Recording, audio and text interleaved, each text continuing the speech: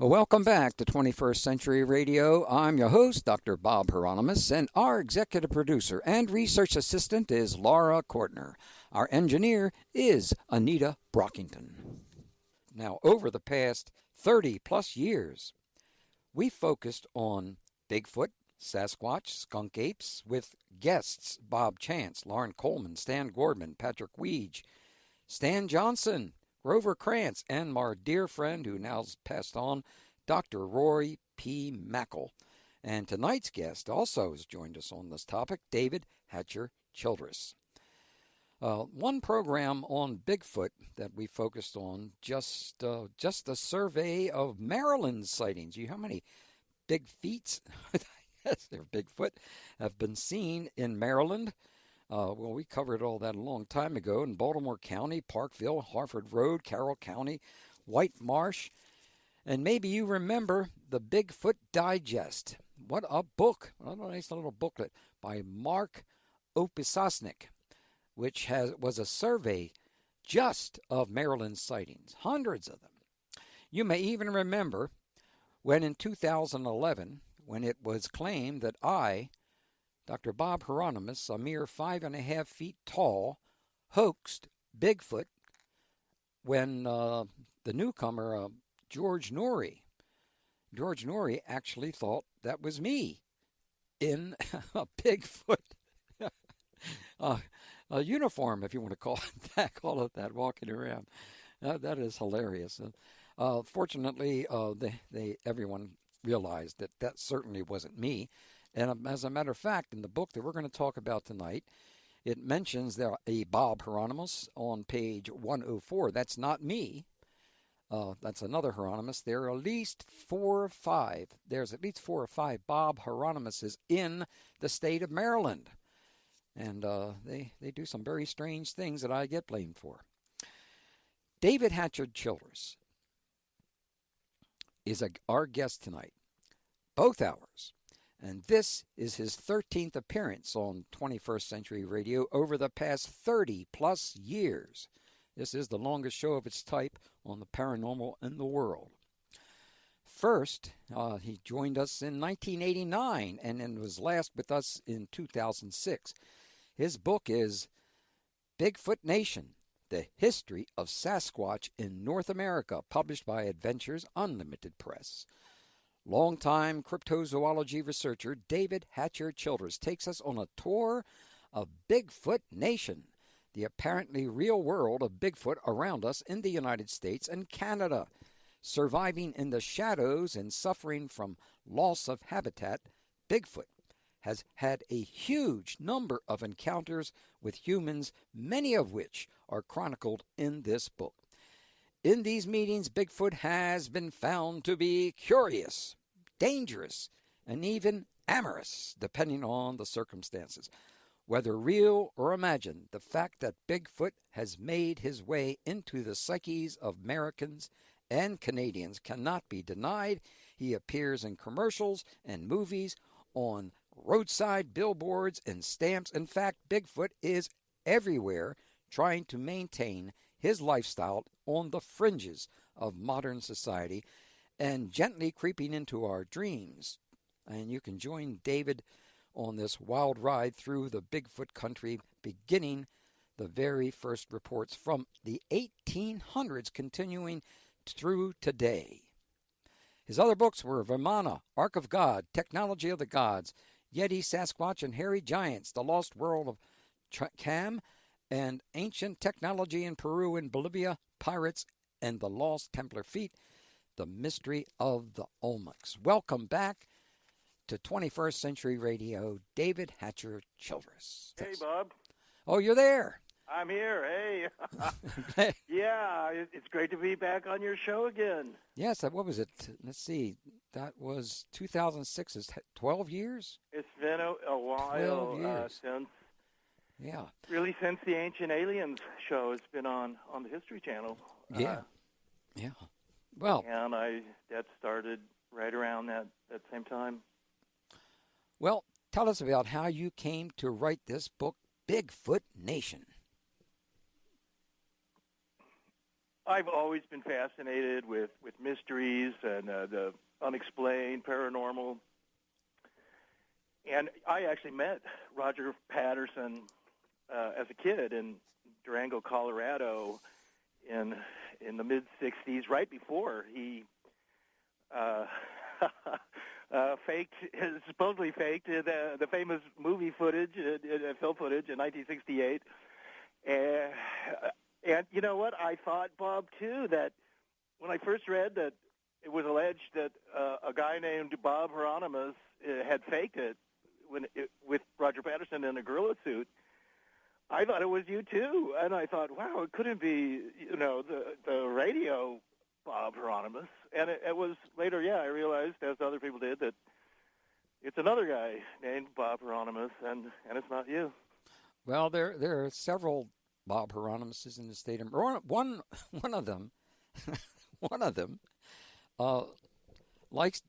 was caught taking underpants off of various clotheslines in the state of Maryland. So you can imagine how that was when I had to talk to other people who I don't know why he had to collect other people's underpants, but that's the way it goes. I guess maybe Bob Hieronymuses in general are very strange people. Now, so you met Richard Patterson. Roger Patterson. Yeah, sorry. as a young, I was in a junior high, I guess, and I actually bought his original book after his lecture, which included audio tape of Bigfoot yelling and screaming, but this was before he had taken the famous Bluff Creek movie footage that is so famous today, and I think is authentic, but I discussed the whole idea that it was, possibly faked, and of course, I mean, it is such good footage that it is either an elaborate fake or it's real footage of Bigfoot. So I've always been interested in these things. As you know, I've written a number of books, extraterrestrial archaeology. I'm fascinated with UFOs and the moon. Ancient Aliens is a great show. It's fun being on that. I know Eric Von Doniken and Giorgio very well. I've known them from before the Ancient Alien show. They're both great guys. We're all very good friends. And my interests are wide-ranging. So I'm mostly known for really my books on ancient civilizations and lost cities, the ancient technology in Peru, those H-block stones and things like that. Yeah. But my interest also is very much also with Bigfoot and cryptozoology, the natural world. I'm a scuba diver.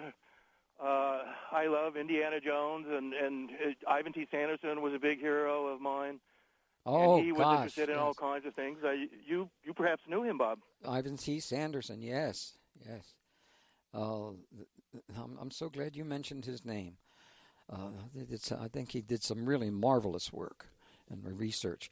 Were you always interested in this? I mean, from when you were a little David Hatcher Childress, did this appeal to you then, or did it just come along gradually?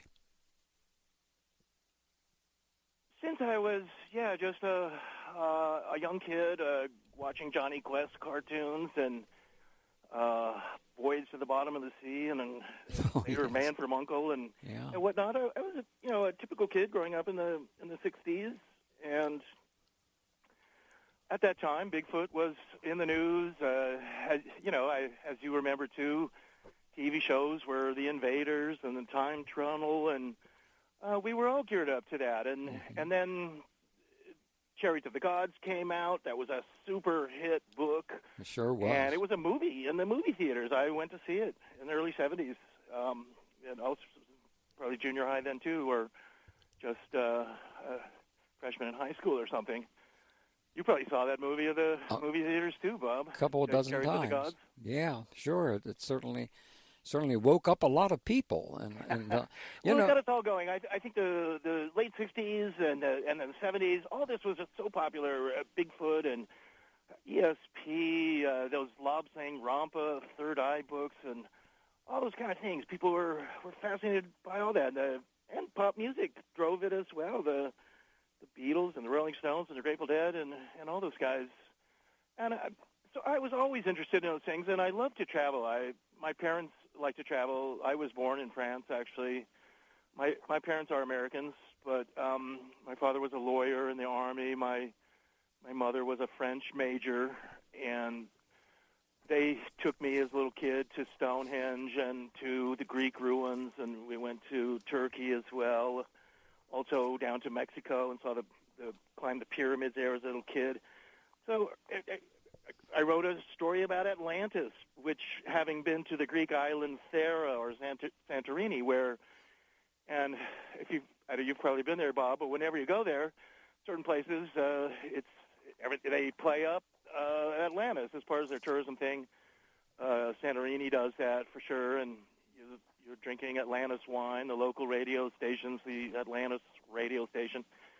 And I've always been interested in those things, and I've written a number of books on Atlantis. Yeah. And also on ancient India and ancient Egypt, the Assyrians, Lemuria, and Mu. I've always been fascinated by all that, and I am a believer in these ancient civilizations, Vimanas. And then there's the extraterrestrial component too, the ancient astronauts and whatnot. So my wide interests cover all these things, and Bigfoot there too. And as you know, the Bigfoot bizarrely can cross over into the whole UFO and paranormal field. Mm-hmm. Yeah, we'll get to that. Bigfoot. Yeah, we'll get to that. Fly UFOs and jump out of spaceships with a ray gun in his hand like a Wookiee on Star Wars. Mm-hmm. A lot of people believe that. I do talk about that in the book. That's true, yeah. Well, let's go to Chapter 2. Chapter 2 is about 1800 to 1899. The Wildmen of the Frontier. What are the earliest reports going back to the 1800s? With earlier reports really start in Canada, but also in New England, and they coincide a lot with the beginning of printing presses and newspapers. We need the press, the free press, to report these things and what's going on. So that was starting right around 1800, and that's when these earliest reports of wild men and the occasional gorilla, they didn't have the name Bigfoot then. The name for Bigfoot didn't come in till 1957, actually, in Northern California. I'll tell you that book story in a minute. But so you have these different stories of people, and the wild man is out there. In British Columbia, you actually have a cluster of people even a woman being kidnapped by Sasquatch. The word Sasquatch comes from an Indian tribe there. So it all starts just sort of seeping into the news a little bit. A wild man here, a gorilla or something there, occasionally using the word ape man. But then what happened was, get this, and I'm able to reprint this whole story in the book, that the Daily Telegraph, the Washington, D.C. newspaper, published this story on April 3rd in 1877, and it's about a wild man who's been captured in Pennsylvania, and he's being kept at the Smithsonian in a cage. He's on exhibit. It's they're having sort of centennial celebrations and things like that, and this is in Washington, D.C., this front page of the newspaper, and what the story then goes on to say is that apparently at some point he wasn't kept in this cage, and he attacked a woman and started to tear her clothes off, and then they put him back in this cage, and that the Smithsonian was exhibiting him, essentially. So here we have a story also involving the Smithsonian, which has been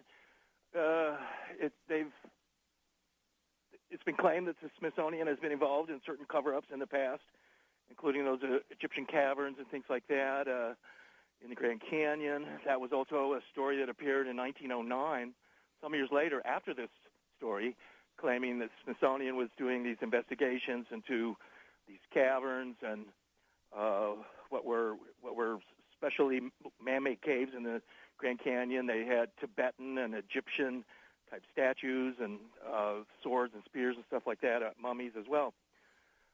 So now back to 1877, here's a story basically saying that a captured Bigfoot is being exhibited in Washington, D.C. by the Smithsonian. But then we don't hear anything about it again. This is a real article, and I reprint the actual little microfilm shot of it. And either the Smithsonian, and there's other stories as well of in the 1800s of Bigfoot being captured, young Bigfoot. So it's either a hoax by the newspaper just making this up, or else they had a Bigfoot on exhibit and somehow took it off exhibit. And now the Smithsonian, their own records would somehow show this. And this, in a sense, is the beginnings of what I suspect is something of a cover-up about the existence of Bigfoot. Well, there certainly are other researchers that have been saying for the past decade that Smithsonian has, whenever they come across some of these very large bodies or bones of bodies and things of that nature, somehow trash them, take them out into the ocean and throw them away. Do you know anything about that? Well, people are often talking and asking about, where's the evidence for Bigfoot, and wouldn't the government have found one by now, in the Army? And then there's some interesting stories about that, to say the least. So then we have also the chapter then about the first Bigfoot photo. Let's take a pause here because we need a break right here, and then we'll come back to that. This is David Hatcher, Childress, Bigfoot Nation, History of Sasquatch in North America, Adventures Unlimited Press. We'll be right back after this. Hi, I'm Glenn Kreisberg, author of Spirits in Stone and co-founder of the Overlook Mountain Center in Woodstock, New York, overlookmountain.org, and you're listening to 21st Century Radio with Dr. Bob Hieronimus. Keep listening. We are back and returning now to our guest. Now, David, you were just getting ready to launch us into another area. What was that? Yeah, Bob, the whole issue of photos of Bigfoot. And what I started in my research for this book, and I did a book on Yetis and Sasquatch prior to this one as well, is looking for all the photos and images I could find, and there's a lot more than you would think. I've probably got the most photos of Bigfoot ever in collected in any book, and I had to pay for a number of them, and which is fine. One of the most interesting, and I have as a chapter in the book as the oldest known Bigfoot photo, was a photo that was taken in 1894 in Lillooet, British Columbia. This is sort of west central British Columbia. It's a town full of salmon. The Hudson Bay Company has big offices there. And this photo was taken of one of five, and it's in my book, and I printed in quite high quality in the color section as well. Although it was a black and white photo, it was photography was just really beginning there. It would really be hard for there really to be a photo of Bigfoot. They would be older than say 1880 or something. But here's one from 1894. It was kept secret for years in their offices. That's what the guy who he sent it to some Bigfoot researchers, and eventually Janet and Colin Board got a hold of it, republished it in one of their books in a reprint, and my buddy Lauren Coleman put it, and Craig Woolheater, they put it on their Crypto Mundo site, but so it's in my book. The photo is a very clear daytime photo. It's of a dead Bigfoot, and he's in the snow. It's a large foot photo. There's a pair of snowshoes that are part of the picture. There's some kind of building and a bunch of trees in the background. Yeah. It's a Bigfoot dead on the ground. He's covered with fur. He's got very furry hands. And it's either an elaborate hoax or this is a clear daylight photo of a Bigfoot. And literally, it was kept secret by the Hudson Bay Company. And a guy who knew about it, this is the story, he snuck in, and they allegedly had 5 photos. We only really have this one. And he stole it from the Hudson Bay Company. This was like in the 1920s, and then kept it in the family, and then he finally sent it away. So it's astonishing, really, that we would even have a photo this old, and it's a clear photo. We didn't really get any more photos of Bigfoot until the late 40s. There was a photo of Bigfoot that's in my book as well, that was sent to a guy in Denver named Joe Fex. But then it wasn't until Patterson in the 60s that we started getting more photos. And I talk about this in the book, Bob, how the evidence that we really had, and this is what Grover Krantz, of course, is such an expert on, was the footprints.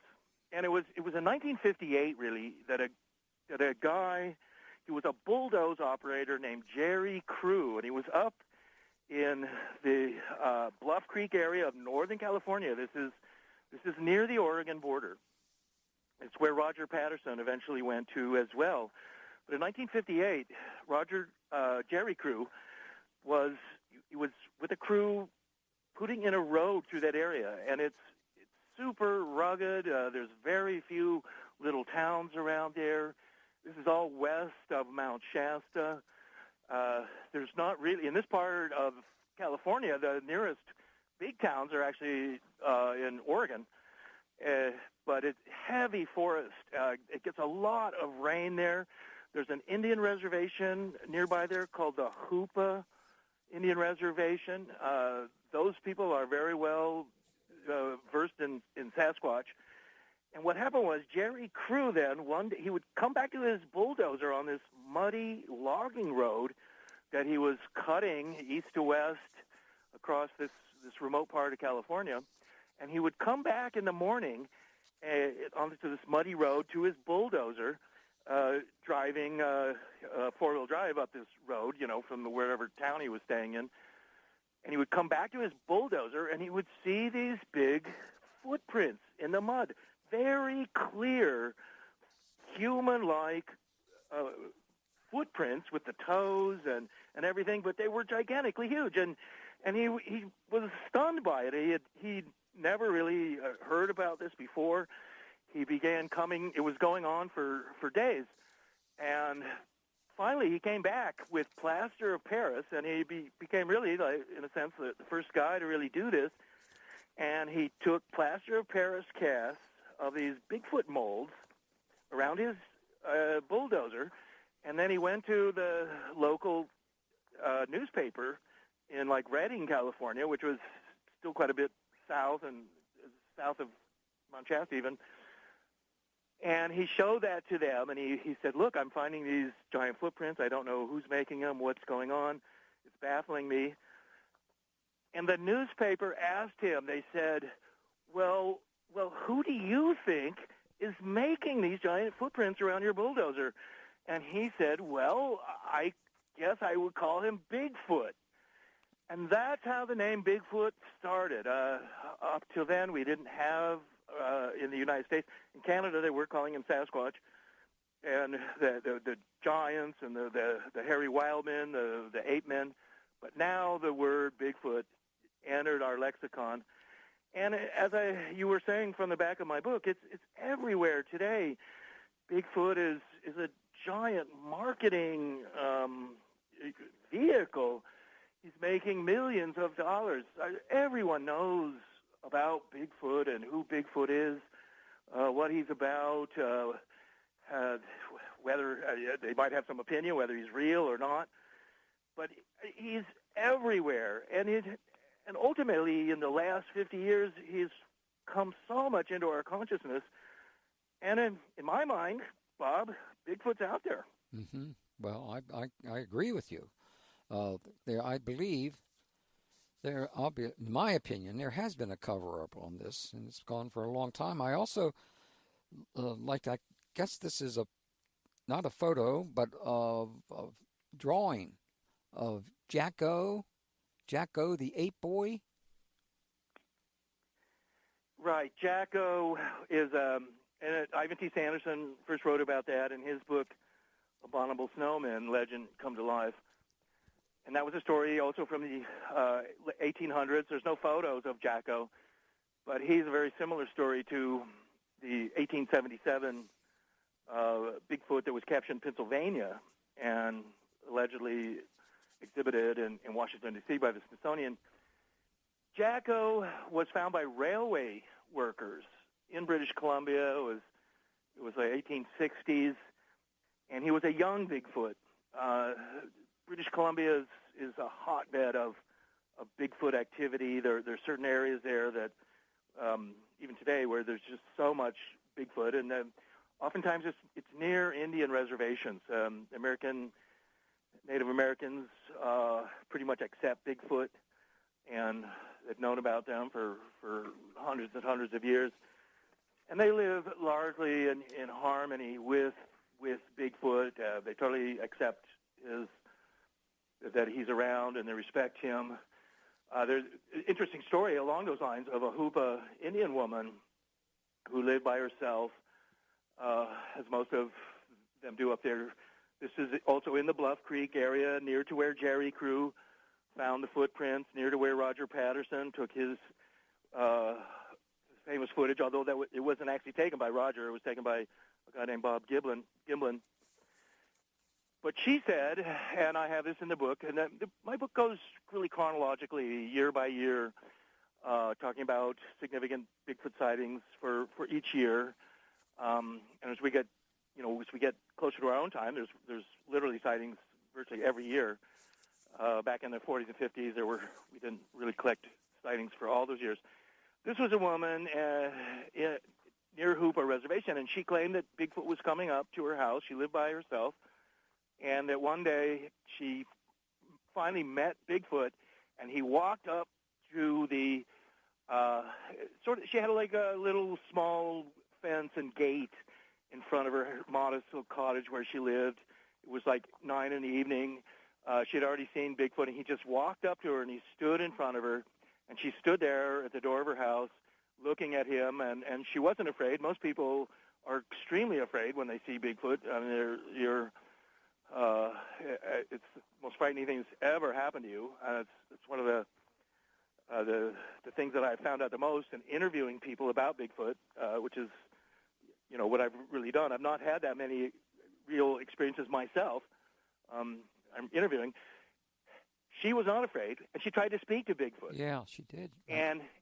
But he would not speak. He just looked at her. He had nothing to say, and then he walked away without harming her. Bigfoot doesn't speak. He makes whistling noises. They make a kind of a chattering noise. They make screams and growls. They're afraid of fire. But it was interesting that she tried to speak to him, and he just looked at her, and they walked away. So it's interesting. There's many stories, too, of Bigfoot. He's not so much afraid of women. There's interesting stories of solitary women, older women who, often widows or something, who live kind of remote places, also in the Midwest, and they have maybe an orchard. And so there's a famous story in Illinois where the woman, she had an orchard, and she would see Bigfoot coming to her orchard from her back porch, and he would look at her, and she would look at him, and he would take apples from her orchard, and she developed a relationship with him where she wasn't really so afraid and had seen him a number of times, and he began, she said, to leave dead rabbits for her as a present for the apples that he was taking from her orchard. And there was another almost identical story out of Georgia where a similar thing was happening, where a woman owned a peach orchard and developed a kind of friendly relationship, in a sense, with Bigfoot, who in these cases is curious. That's one thing you can say about Bigfoot. He's curious about humans. He knows now to stay away. In some ways, they're interested. That's why I keep talking about Bigfoot Nation. He's watching, and from the shadows, he's there at lonely little highway. We have a little tape here on one of the sounds that Bigfoot allegedly makes. Let's take a listen to that.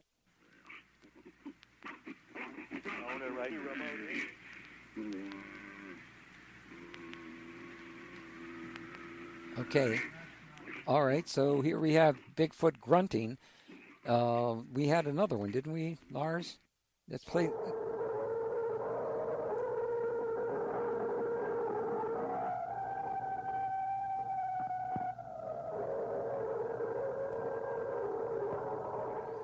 All right, so there we have him singing. Thank you very much, Lars. All right. I don't know if you heard me when I was talking there, did you? Yeah, okay. Yeah, I heard the Bigfoot howling there in the distance. Bigfoot is often outside in the woods. There's even a journal that's been published called Wood Knocks. He makes a knocking sound. We have him out here in the mountains of eastern Arizona, where he's known as the Mogollon Monster. And we have the Mogollon Rim. Arizona is a large state, and much of the south and southwest is desert. But the eastern parts of Arizona are mountain areas, thick forests, the ski areas and stuff like that. The White Mountain Apache Reservation is in that area. And there's many stories of Bigfoot, what we call the Mogollon Monster.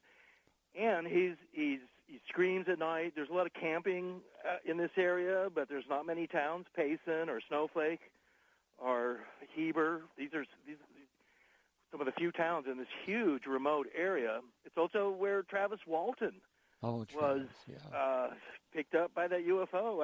Has he been on your show, Bob? Oh, sure, a couple of times. But we need to take one more break, the last one of this hour, with our guest David Hatcher Childress, Bigfoot Nation, History of Sasquatch in North America, Adventures Unlimited Press.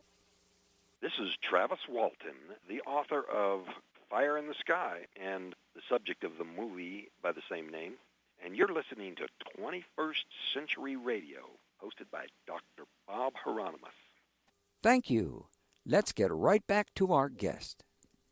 What about, Rudy, we got to get going. Chapter 4 is about 1900 to 1949. What are the reports from that particular time? Well, we have the famous report of Albert Osman, who was kidnapped, supposedly. It is a famous story, and Ivan T. Sanderson tells that. We have also the stories of, and there's, of course, a number in the book, and one good photo, the stories of Mount St. Helens. And it turns out that Mount St. Helens itself is a hotbed of area. Mount St. Helens is in Oregon, famously blew up in 1982 or something. And early reports were that also in the 1800s, when this British explorer went into that area, and the Indian tribes told him, they said, oh, don't go near Mount St. Helens. It's got these hairy giants, and they're cannibals and stuff. It's very dangerous. And he tried to get them to take him there and pay guides, and they refused to take him into that area. And Mount St. Helens area has never been really populated, and there's only just small little tourist towns and stuff like that there. So you have a famous Mount St. Helens attack where they, in a place called Ape Canyon, that was in the 1920s. In that story, there was like 3 prospectors who had gone into the Mount St. Helens area, and they had encountered Bigfoot. They were armed with rifles and whatnot, fought with Bigfoot. Bigfoot at night attacked them. They had built a cabin. Several Bigfoot jumped on the roof of the cabin, and they famously had this big kind of overnight shootout with several Bigfoot and several guys. And in the end, were scared, and when daylight came, they finally left and took off, and it was in the Oregon newspapers and things like that. The Albert Osman story is a curious one because we had an earlier story that I talk about in the book, which is from the late 1800s, of a woman in British Columbia, and she claims that she was kidnapped by Sasquatch, taken to a remote valley. She was held there for a year where they kept her fed, she said, and then brought her back to her remote village where she was not exactly starving, but was quite sick. And the story is, I tell in the book, and comes from well-known Canadian stories, that she then gave birth that night as she came back, but it was stillborn, and it was, in this case, a half Bigfoot, half human type of baby. In this case, it was dead. In theory, people can have a Bigfoot human child. Orangutans and chimpanzees are also, their chromosomes are very similar to ours. Certainly stories of Yetis and of Bigfoot are that Bigfoot is interested in humans. He's a kind of a missing link. He has a sexual attraction to human females and young ones. And in this case was a woman. She was, basically kidnapped. There's a famous Yeti story like that in Nepal, which I write about in my book on Yetis, hairy giants, Sasquatch and hairy giants, which that book came out in 2005. The Albert Osman one is a curious story because it's where he's kidnapped by a Bigfoot family to be as a husband for this Bigfoot woman. And his story is that he was a prospector in a remote area of western British Columbia. That area is still remote today. That's a heavy Sasquatch area, and Canadians know it well. Sasquatch is a big deal up in Canada, just like Bigfoot is down here in the United States. And but he was kidnapped. He was by himself. He was supposedly taken in his sleeping bag over these mountains. He was thrown over the shoulder in the middle of the night by a big Bigfoot and then taken to a box canyon where he was kept captive. And his story was that he was there for this lonely female teenage Bigfoot who was part of the family. And there was a young kid there too. There was like a mom, a dad Bigfoot. He was kidnapped by the dad, and then there was this female Bigfoot, and then like a younger male. And he still, because he had been taken in his sleeping bag, he still had a few supplies with him, like a big stick of tobacco and stuff. And he claims that, when he tried to leave, they were friendly to him and they fed him and stuff. But they wanted him to stay and be part of the family. That was his claim. This was all in the 1920s. Remote part of British Columbia. He escaped in the end, and they became curious about this plug of tobacco that he had. The Bigfoot ate some of it, made him sick, and then this guy was basically able to escape. His is a famous story and told in a lot of Bigfoot books, I admit, including Glover Krantz's, and even Ivan T. Sanderson talks about it. But it's interesting here, this sexual attraction that Bigfoot seems to have with people. In these stories, Bigfoot is very much a human missing link type animal. He eats, he has sex, he's a hairy critter. He doesn't have, they don't have fire. They don't have the vocal cords that we have. They're incredibly powerful. It's the world of Bigfoot, and it's right out there on the fringes of our society. I'm convinced that Bigfoot's really like coyotes. He's in every state.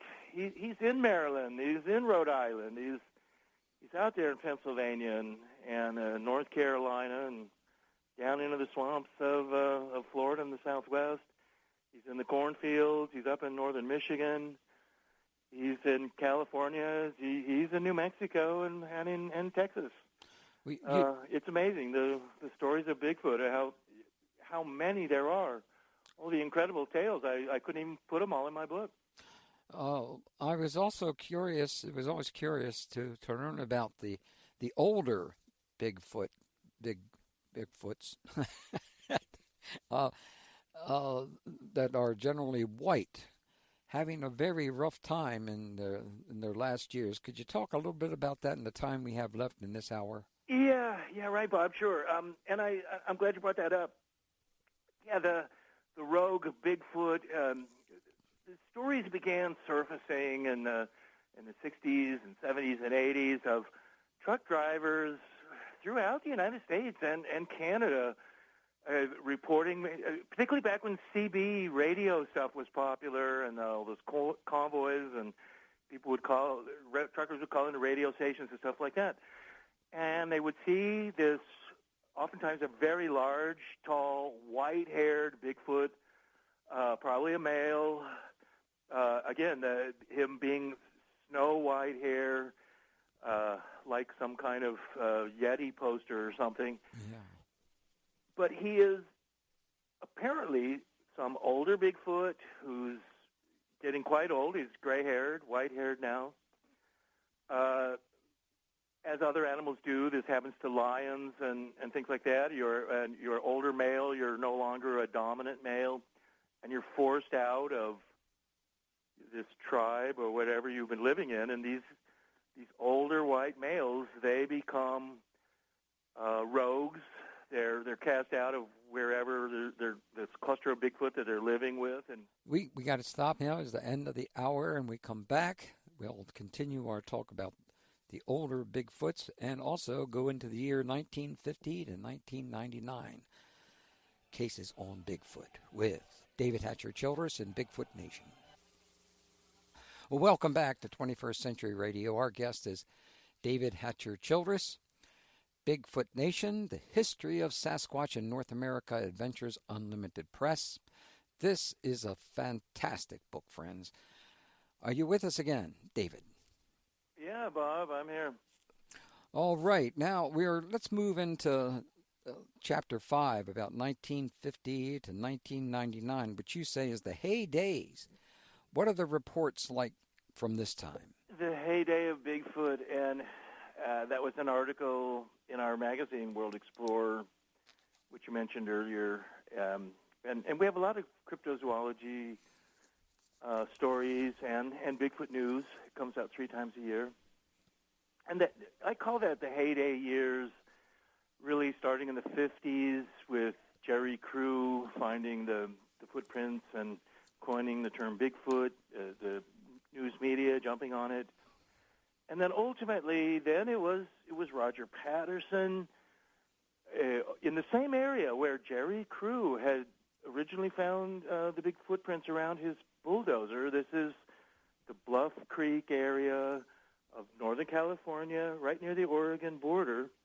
And so it was October 20th, 1967, when Roger Patterson, he had a 16 millimeter camera with him. He was with a friend named Bob Gimlin, who's still alive. I just saw him at an Alien Con in Pasadena in July. That was great to see him. He's still out there. Roger Patterson died in the 70s. He took the footage. He's credited with that. He didn't have the copyright for that. For some reason, a Canadian guy named Rene DeHinden, he owned the copyright to that footage. But it's the famous footage. They suddenly saw this Bigfoot. It's a female Bigfoot. A lot of people don't realize that. There's been some suggestion that there was a male there and he was actually shot and killed. I don't know if that's the case, but I was told that by somebody once. In the movie footage, and then so all those and the photos are in the book. The female Bigfoot is walking in the daylight through these trees along this creek, and turns, looks at the camera, turns back, keeps walking, and you see her breasts. It's a female. She has a certain way of walking too that's unusual, and her back foot comes up very high to the point where you can actually see the bottom of the foot very clearly, and those are those are frames in the video that are very important, and I include them in the book because you can really see the bottom of her foot very clearly. That footage is so famous from 1967, and it's been shown over and over again. You can go on YouTube and watch it. It's either extremely good hoaxing of a Bigfoot, and it's somebody in a Bigfoot costume or in a gorilla costume. That's what it would have to be if it's not really Bigfoot. And that's where there is one book that came out. It was called The Hoaxing of Bigfoot, and I have it. I discussed it in the book, and that's where they say that a guy named Bob Hieronimus dressed up in a gorilla suit and went with them to Bluff Creek, California, and he wore the gorilla suit and pretended to be a female Bigfoot. And this is something that I talk about in the book, and we know it's not you, Bob. You're a different Bob Hieronimus. We talked about that earlier. And I don't know, this was a Bob Hieronimus from Washington State, I believe. And back in 1967, I don't know how old you were back then, but we know it's not you. But but here was the curious thing, was that they're actually claiming that not only is this an elaborate hoax, but for some reason, these elaborate hoaxsters decided to hoax a female Bigfoot. Now, why would you do that? That just makes your hoax more elaborate and more difficult to do. And Carl Flock and these guys who are writing this book, because it has to be a hoax. I mean, it's either real or it's a hoax. It's not a bear. This is part of the story too, and you get this with Yetis, by the way, Bob. What the naysayers are basically saying about Bigfoot and the many, many claims up in Canada and I would say in areas of Washington and Oregon, Northern California, where Bigfoot is so well known that, I mean, people, just general population actually does kind of believe in it. Definitely up in British Columbia and Canada, I would say the majority of Canadians do believe in Bigfoot, Sasquatch. But it has to be either a hoax or it's the real deal. And for all these stories to be hoaxes, it just doesn't make sense. But what they're saying then is is that it's a bear. People are looking at bears, and that's what Reinhard Messner, the famous Austrian mountain climber who solo climbed Mount Everest by himself without oxygen. He's probably the most famous high mountaineer climber in the world. I myself was a technical climber in the Himalayas, and I follow mountaineering, and I've spent a lot of time actually in the Himalayas and in Nepal, Tibet as well. He wrote a book called The Quest for the Yeti, and his book is an interesting one, and I discuss it more in my Yeti book rather than Bigfoot Nation. But in the end, even though he gives us some pretty, I thought, fascinating stories of Yetis that were pretty strange, and I repeat them in my Yeti book, but he concluded in the end that Yetis were bears, and that people were just mistaking a bear, a Himalayan brown bear, that is standing on its two legs and kind of threatening you on the trail or something, for this giant hairy ape man, which is the Yeti, which is what we would call Bigfoot or Sasquatch. So here's the skeptics. They're basically saying, okay, we've got these stories of people who think they've seen a Bigfoot. They've had some kind of encounter with a giant. I mean, you know, this thing's 9 feet tall. It's 10 feet tall. It's covered with hair. It's roaring. It's scaring, you know, everything out of you.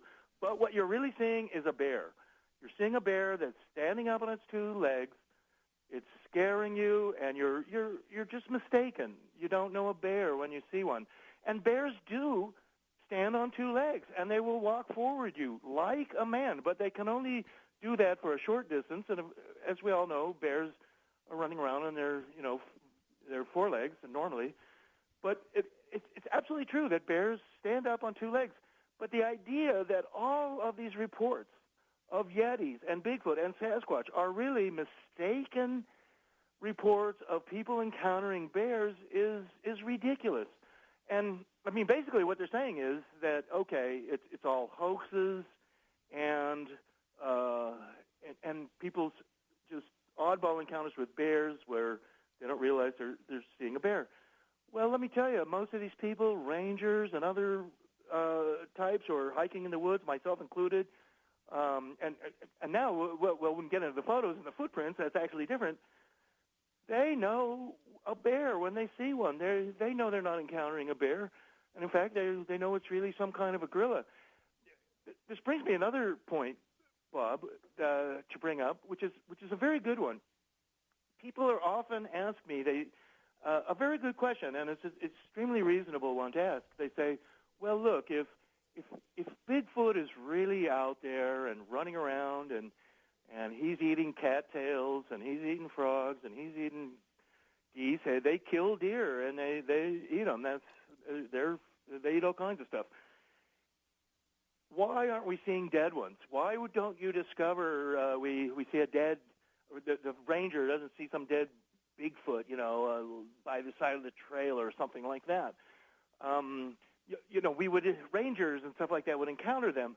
Well, that's not really true. It's a good point to make and a good question to ask, but it's wrong.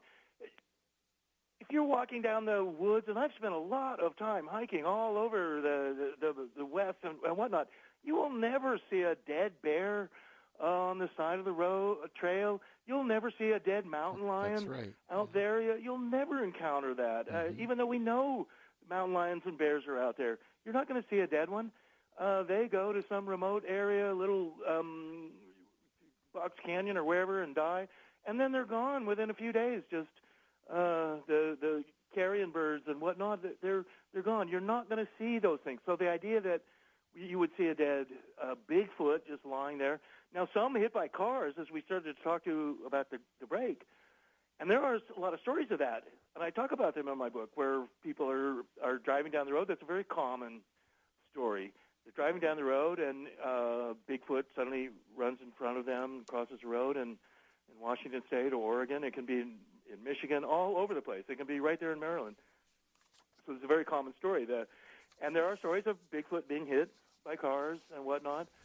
So he's out there. These white-haired Bigfoot that are often seen by truck drivers and near towns, they become these rogue Bigfoot. This is what I theorize.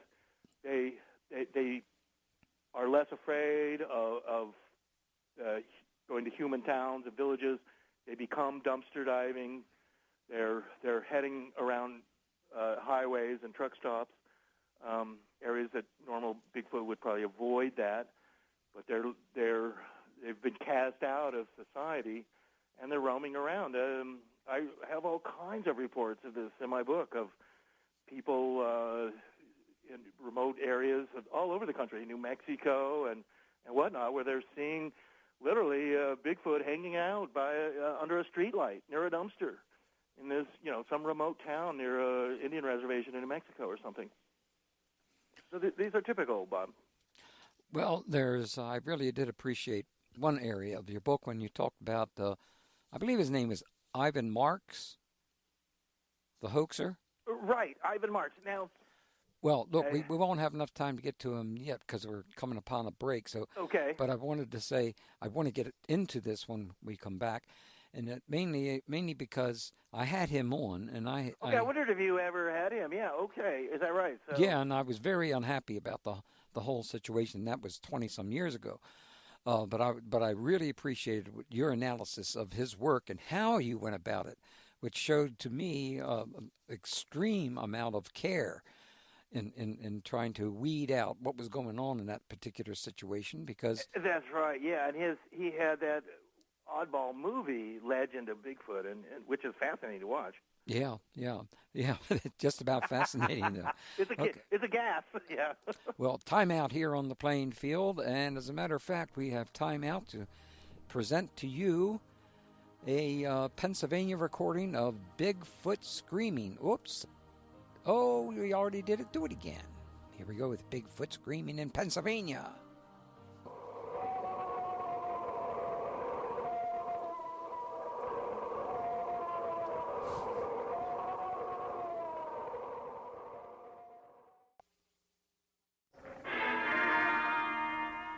were looking at a set of tracks newly made in the fresh snow. And they'd passed so close to our shoulder that the thing must have known we were there. They weren't the tracks of a bear or an ape, but more like a splay-footed naked foot. The tracks of the abominable snowman. Oh,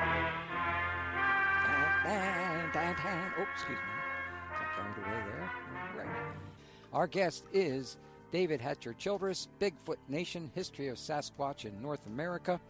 And we were just touching a little bit on a hoaxer by the name of Ivan Marks, which we had on 21st Century Radio many years ago, 20-some years ago or something.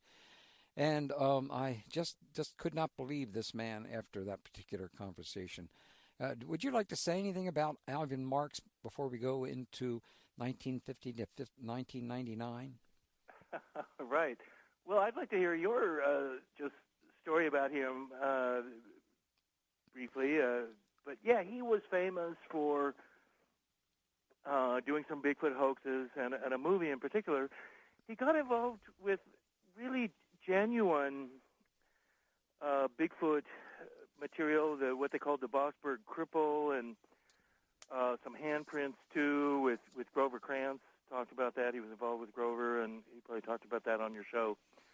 And that was in like 72, early 70s. But he then produced this fake video movie that was like shown at elk clubs, and it was one of those back in the 70s and 60s elks clubs and colleges and high schools would sometimes have these sort of Wild Kingdom type documentaries that were sort of homespun, oftentimes 16 millimeter films or something of, oftentimes they were hunting or something, some strange adventure, and Marx's movie came out 77, I think, and called Legend of Bigfoot, and it was like a 90-minute film where he goes all over finding Bigfoot, shooting pictures of Bigfoot taking, showers or washing himself in streams and things. He goes up to Canada and does it, but most of the film is really, like a big hoax, really, and kind of laughable when you watch it. And I mean, it's funny to see. And I'd be interested, what he said on your show when you talked to him. Well, I did not believe the photo of the Bigfoot taking a shower. For some reason, it just seemed to me that, if anything could easily be hoaxed, that's what I thought could be hoaxed. And of course, as you said, within your analysis of him, he was out to make money. That was the key. That was his concern, wasn't it? Well, certainly later on. I mean, I think, and he knew Roger Patterson. I never knew Ivan Marks or talked to him, and you've talked to Grover, I think. Sure. I think that a lot of these guys, including Rene Dahinden, who ultimately owned the copyright to the Patterson footage, he's dead now, but he lived for many years by charging for the use of any of those photos or the film footage. So a lot of these guys, including Ivan Marks, realized, hey, there was some money to be made. I can't say any of them ever got rich, writing a Bigfoot or faking Bigfoot things. In Ivan Marks's case, yeah, he's a little bit of a stigma on Bigfoot research because most of these guys are sincere. And even Ivan Marks, I believe, was sincere originally, but in the end, he was trying to cash in, and he made that film. It's worth watching just as for a few laughs, ultimately. Yeah, I agree, but I just like the way you analyzed it, and another from the standpoint as to credibility. You didn't. Right. You didn't. Actually, you didn't attack him. You didn't attack him on emotional things and things like that. That's your work is outstanding in the area of credibility. You work towards that, and your reputation is very good. Well, thank you for that, Bob, and I appreciate that.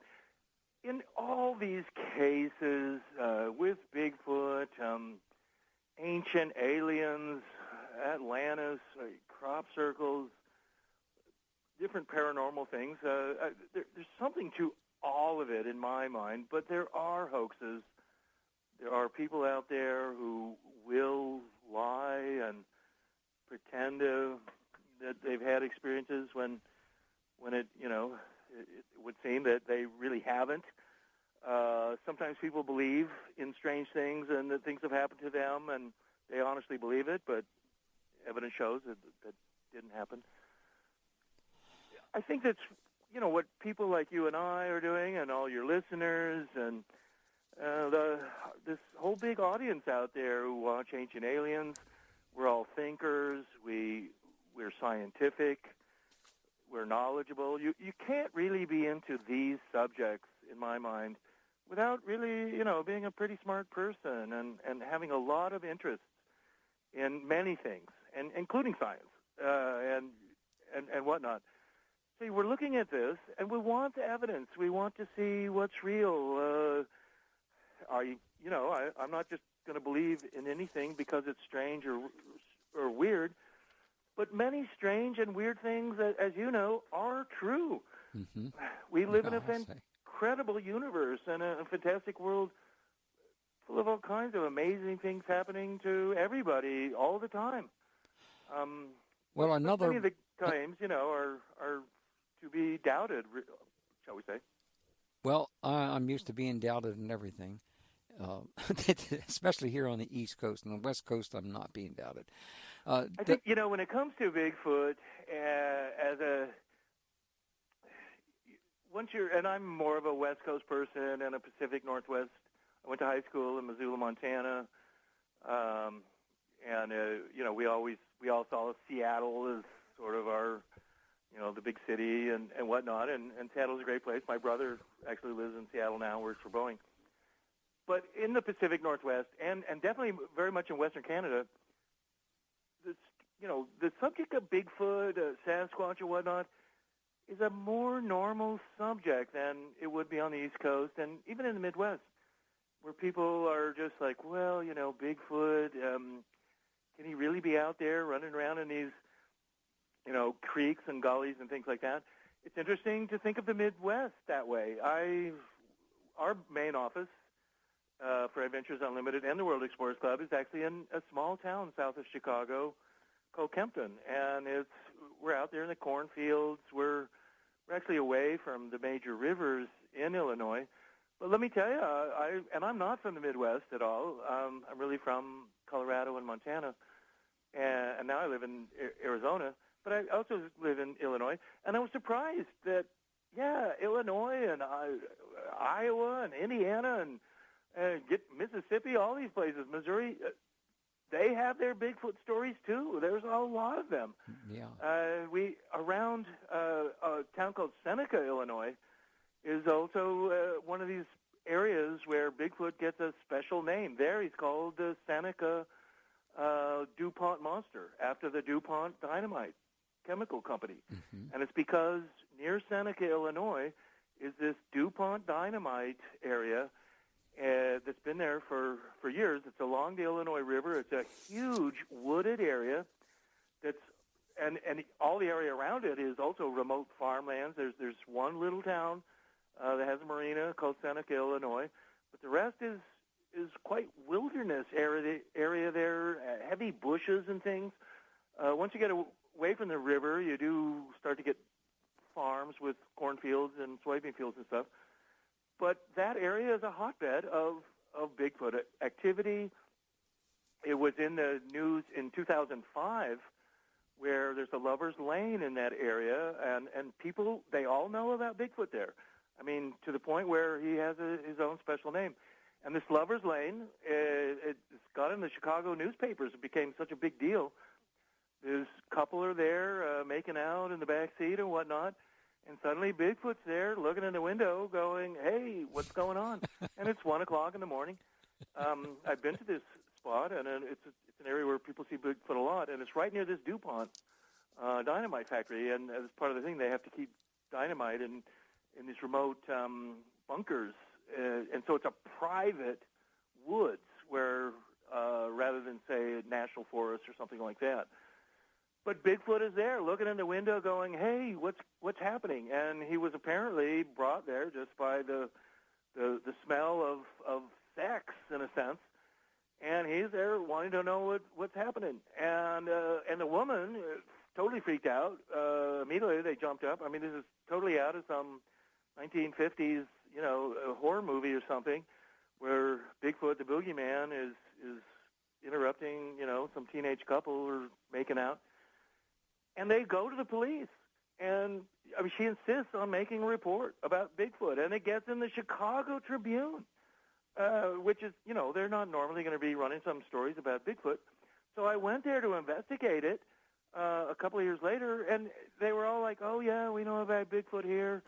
And I found I was surprised at just how common Bigfoot stories were, particularly in that area, and how the people in that town, they basically all accepted the idea that Bigfoot was out there. They joke, Bob, that coyotes are in every state in the continental U.S. They're right there, in the suburbs of Washington, D.C. They're there in Rhode Island and Maryland and Connecticut. You name it. There's some coyote. And it's like a Bigfoot's there, too. He's curious. He stays on the fringes of civilization. It behooves him to sort of go dumpster diving and check things out. They're curious, too, about us. I mean, we fascinate them. But, yeah, they remain secret from us. They know not to expose themselves, although they're still seen. More and more we're getting photographs of Bigfoot, and it's because people are carrying cameras with them all the time. Yeah. Also, people are buying these nature cams now, and they've been on the market only for about 10 years or something, and people put them out in their backyards in Kentucky and other places, thinking they're going to get some cute pictures of raccoons and whatnot coming onto their backwoods property. And, you buy them from National Geographic or these things, and they just take these automatic cameras photos at night and stuff, and people are actually getting pictures of Bigfoot and stuff. And in one case, like in Kentucky, they called the local rangers and stuff and said, "Hey, I got a picture. My trail cam took a picture of a gorilla in my backyard. Is there do we have gorillas out here?" And the forest rangers are saying, "Oh, no, we don't know what you're talking about." So here you go. And I put those photos in the book. One of the other things I enjoyed, and we're coming upon another break here in a couple of minutes, but Bigfoot, does he have any pets or animal friends? Could you talk a little bit about that for a minute or two? Yes, right. I'm glad you brought that up, and that's a fascinating part about Bigfoot. As I doing this book, was finding that there were these interesting cases of Bigfoot having sometimes a dog or what was perhaps a wolf with him. Like that Bigfoot had some pets in some cases. I particularly, as I was pouring through all the different accounts, whenever I would see that, I was like, okay, I was looking for unusual things like that. Bigfoot also associated with UFOs and things. I talk a little bit about that in the book, but there's not so much. There's the famous account in Minerva, Ohio, which was in 1978, and they made like a local movie just recently because it's one of the more unusual Bigfoot encounters. It went on over a series of nights in Minerva, Ohio, and they were looking at, it was a very tall Bigfoot, over 10 feet. He had been seen, it was a rural community around a bunch of farms, and eventually a bunch of people finally stood and they saw this Bigfoot standing there across this field for them, and just looking at them, you have occasionally, and it's a typical thing, a stare down of a sort. It usually doesn't last too long, of you and Bigfoot, and often across a field or something. And Bigfoot in this case had two black cats, black panthers on either side of him. that was an unusual encounter. I'll say. Where, here's Bigfoot with, say, some cougars, black cougars in this case. That's pretty strange, and that that's perhaps something that you would call a cult in a way. We don't really have Black Panthers in the upper North America. We have cougars. We do have big cats. They're not normally black. Black Panthers do exist in Central America, I believe, and South America and whatnot. So that's pretty interesting. There are other reports of Bigfoot having dogs or what is perhaps a wolf, and you would think that they had taken them as you would as a little puppy and raise them as a pet. So that's an unusual thing. Sometimes also Bigfoot's carrying something, a big stick or a club is often. He's sometimes been seen wearing like kind of an oddball vest, or like he's put somebody's old jacket on, something like that. Those are often oddball reports rather than just the naked, hairy Bigfoot that we think of, who's 8 or 9 feet tall or something. We're upon our last break of the hour, and when we return, you have several Bigfoot accounts that include UFOs. Let's touch on a couple of those when we return. Hi, this is Lauren Coleman, author of The Field Guide to Bigfoot and Cryptozoology A to Z. You're listening to 21st Century Radio with Dr. Bob Hieronimus. And we're back. I'm Dr. Bob Hieronimus, and you're listening to 21st Century Radio. Learn more about us at www.21stcenturyradio.com. There are Bigfoot accounts that include UFOs.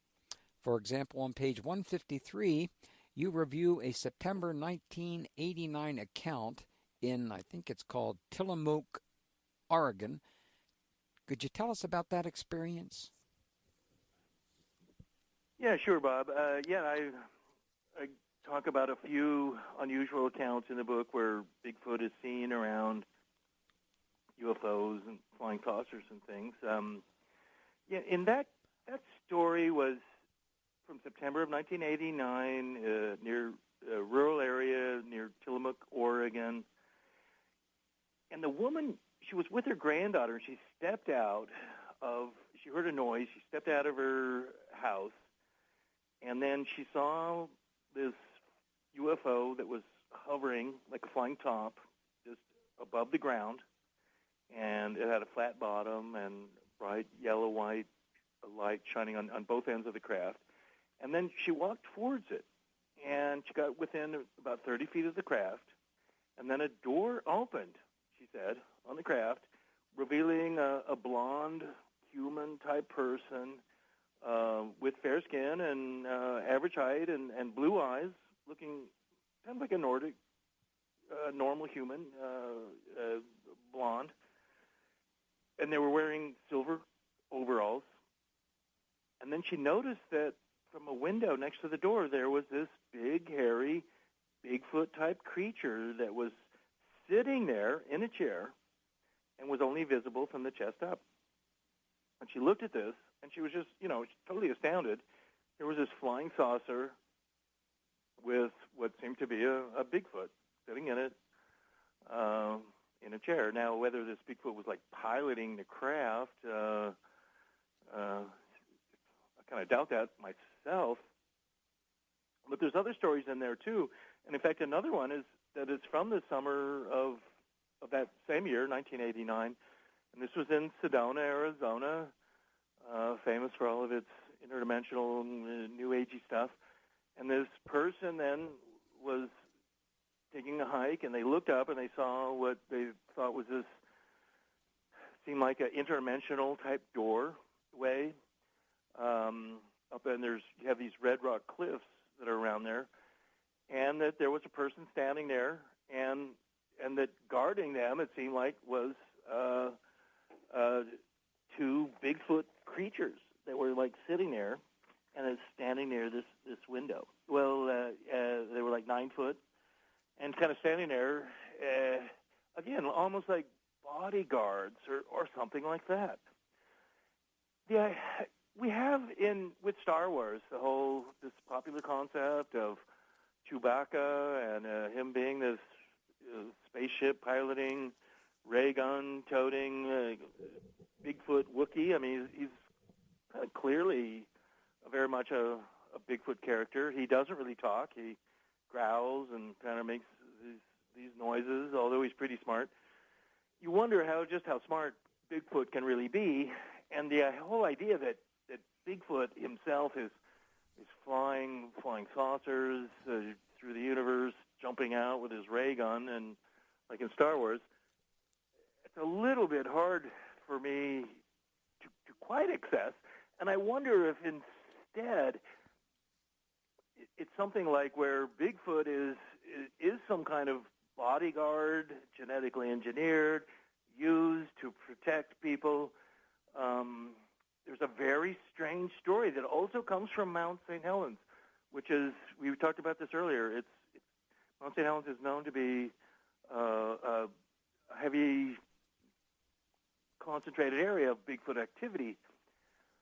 When Mount St. Helens blew up in the early 80s, it sent this pyroclastic flow of super hot gases down the mountain, and it set entire forests on fire and instantly incinerated all of these animals, including humans too. But all these bears and deer and whatnot were also instantly incinerated, thousands of animals over a wide area. And certain witnesses claim they saw later the U.S. Army landing at certain parts of Mount St. Helens with helicopters, and that what was happening was that there were all these dead animals who had been instantly incinerated by the pyroclastic flow from the volcanic explosion, and that some of the dead animals were Bigfoot. And people witnessed then the Army taking dead Bigfoot and putting them on helicopters and flying them away. That's an amazing story, and that even someone would like just make that up is pretty fantastic. They're imaginative, but it kind of makes sense. And you would think that something like this did happen. And if that's the case, if the U.S. Army actually had dead Bigfoot, it would, according to this story, that's basically what they had. What would they do with that? Well, they've got the ability to clone Bigfoot. Now we're looking at some Hollywood Halloween horror movie where the U.S. Army is cloning Bigfoot, looking for their super soldier. Bigfoot's, this Bigfoot's got an implant in the back of his brain and some antenna. They've somehow figured out how to control Bigfoot and turn him on and off. He might be a good sergeant of arms to, jump out of flying saucers, first. I don't know. Your show, you've had lots of, interesting guests with some pretty alarming statements and stuff like that. I don't know that this is really the case, what I'm saying right now, but let me tell you, it's quite possible. Well, I've been reading a lot of other research material, and one thing that popped into my hands 20 years ago was a book called The Raw Material. Okay, right. Yeah, I'm sort of familiar with those books. Yeah. I am so glad you are. Because everybody else I talk to about this doubts that it even exists. But of course, there's a series of those books. There's like 4 or 5 volumes. Yeah, and they do talk about Bigfoot in those books. Oh, yes. Basically, they come out and say that Bigfoot comes from Mars. Okay, is that what they say in there? Okay, yeah. The Bigfoot's from Mars. That's interesting. Okay. Isn't that something? And but also they load him up with seeds and things, and isn't that part of it? Yeah. Well, also they review a lot about it, what they were created for, and they allegedly were created for if our DNA goes, then they'll use the DNA of them to continue human-like beings. Now, that's I have no way of being able to attach myself to believing this, but I have enjoyed other aspects of what the raw material talk about, and then I've found is substantially correct. But this is an area that is very peculiar because so much right now is going on the internet, and I'm sure you're well aware of what's happening in regards to Mars from the standpoint of not only thinking about our returning to it, but the fact that there have been suggestions going all the way back to 1962 when we discussed this particular project dealing. It was actually something from England. I'm trying to remember the name of it, but it's not coming right now.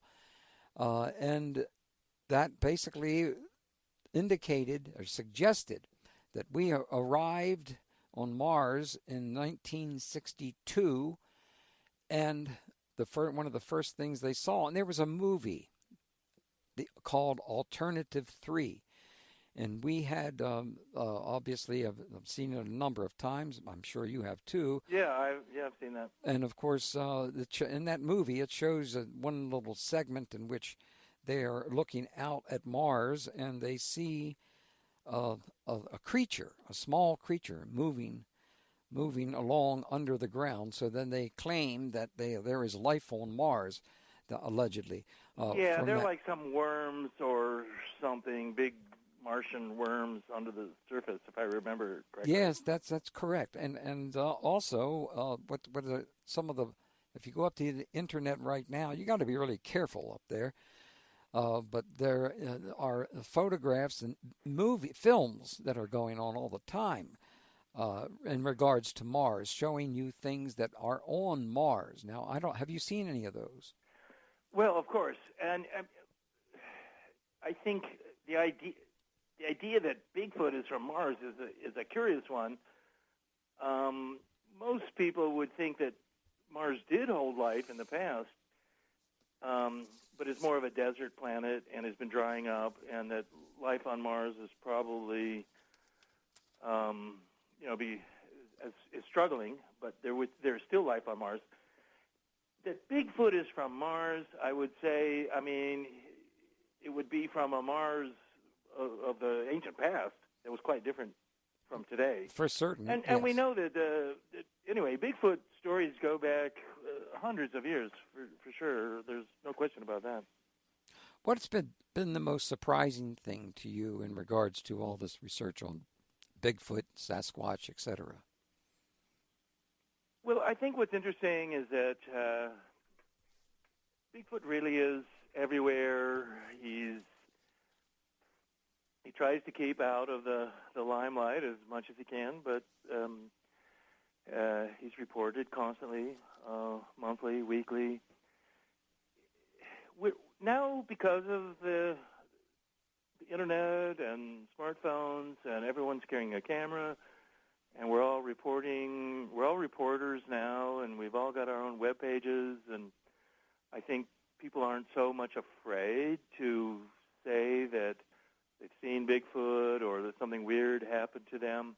In the past, that was more of a factor where people didn't want to seem gullible or seem weird, and people are more open to the idea that, I had this strange experience. I saw Bigfoot, the other night. Well, we about out of time right here. I want to thank you, David, for joining us again, and hope you can come on our show again the next time.